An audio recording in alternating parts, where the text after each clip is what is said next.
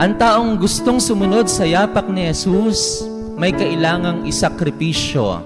Whoever wants to follow the footsteps of Jesus must be willing to pay the price.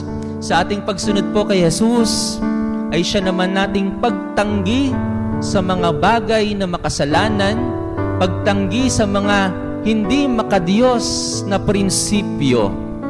May kailangan po tayong ipagpalit kung gusto nating sundan ang yapak ni Jesus. Hindi po pwedeng sumusunod tayo kay Jesus, pero hanggang ngayon ay nagpapakasasa pa rin tayo sa ating mga kasalanan. Hindi po pwedeng sumusunod tayo kay Jesus, pero hanggang ngayon pumapalakpak ka kapag may narinig ka na patayan.